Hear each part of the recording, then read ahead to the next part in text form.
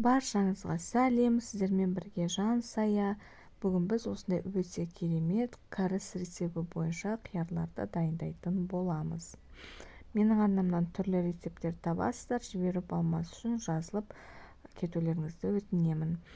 Ең алдымен дайындау үшін біз осылай қиярларымызды видеодағыдай етіп бөліктерге бөліп аламыз. Яғни ұзынша, орташа ұзындықта осындай етіп бөліп аламыз. Кейін осы бөліп алған қиярларымызға бір шай қасық тұзымызды салып, жақсылап тұрып араластырып аламыз.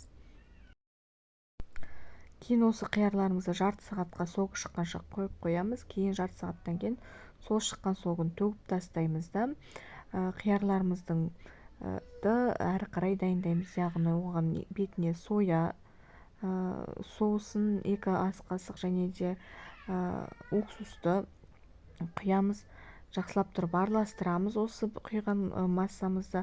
Сонымен қатар 1 ас қасық қантымызды да қосып жақсылап араластырып аламыз. Кейін тағы да біз пияздарымызды саламыз. Мен пиязды жаңағы соуспен бірге салуым керектін, оны ұмытып кейінірек қостым. Негізі барлығын бірге салып қосасыздар, оны кейінге сіңгенше қойып қоясыздар.